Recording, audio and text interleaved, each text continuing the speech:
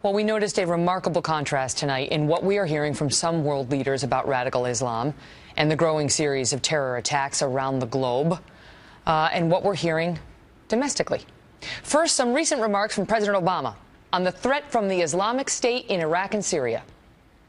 And one of those groups is ISIL, which calls itself the Islamic State.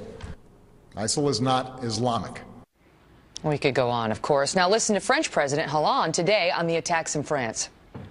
We must not make any confusion concerning these terrorists and fanatics that have nothing to do with the Muslim religion.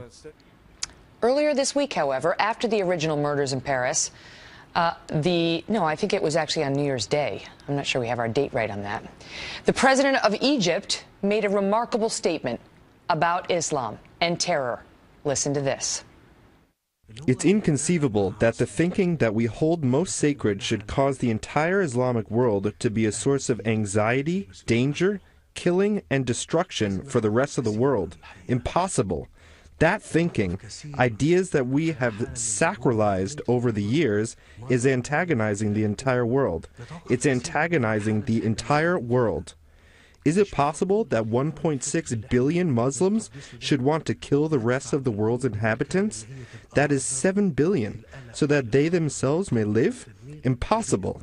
I say and repeat again that we are in need of a religious revolution. You, imams, are responsible before Allah. The entire world is waiting for your next move because this Islamic world is being torn, it is being destroyed, it is being lost, and it is being lost by our own hands. Extraordinary. Joining me now, Ann Coulter, best-selling author and conservative commentator. That is shocking.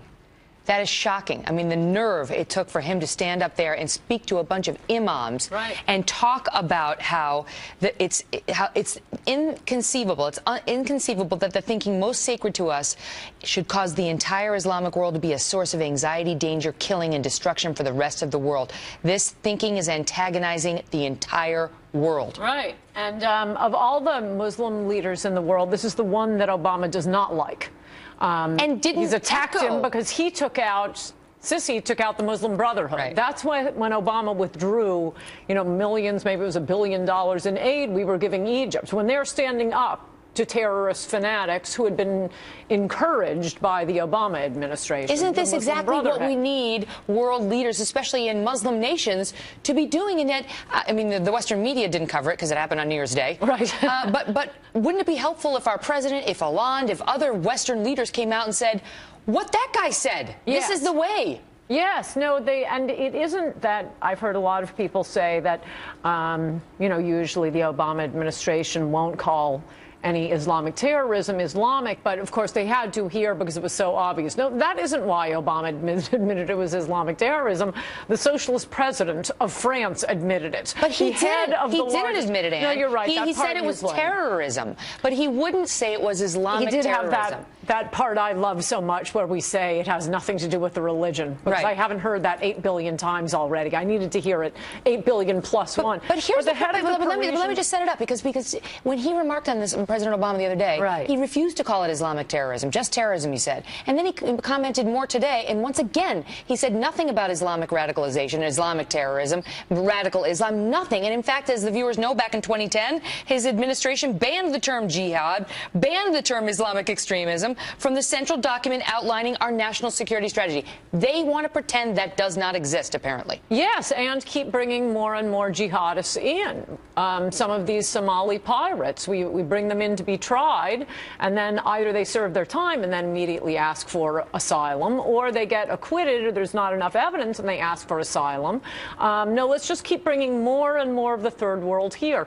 I think that's a policy that we might want to reconsider, and France should definitely think about it. I mean, they're very good at responding to this by running onto the street and holding a candle, but they need to move to the next step. Why does this happen? Well, about 10% of their population is Muslim. Maybe it would be better if they had immigrants that had a more similar background and who didn't respond to cartoons they don't like by shooting people. I think that's the next step to consider, but we can't consider. How do you get there? I mean, one wonders why these groups want to live in France. They don't want to assimilate. They don't want to live in Muslim countries.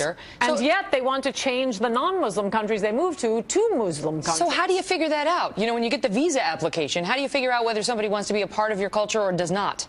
Well, it may be a small minority, as the president and the president of France keep reminding us. This is not the majority of Muslims, yet and still it's enough of them that maybe you take a little pause in Muslim immigration for a while. Right now, it is not true, as another politically correct conventional wisdom I've been hearing over and over again on TV as well. Our Muslims are different. We get a different brand of Muslim, and we're so much better at assimilating. I'm sorry, have you been to the United States of America? We assimilate no one.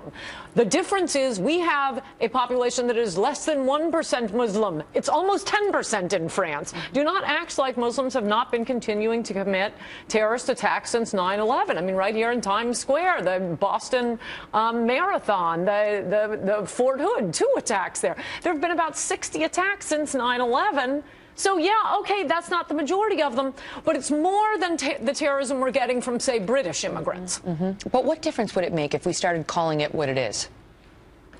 You know what I mean? The label, does the label matter? If President Obama said what Sisi said, what difference would it make? For one thing, he might not have withdrawn American funding from Sisi. There you have the good guy coming in, taking out the Muslim Brotherhood, and Obama's nose is out of joint. No, elevate the good ones. It also might make people reconsider mass immigration from the third world. I think Charles Krauthammer, what he said was so poignant today about we are now entering the third phase of what feels like, and this is me, not him, a world war. I mean, it feels like a world war when you see these attacks day after day. Ann, great to see you. Great to see you.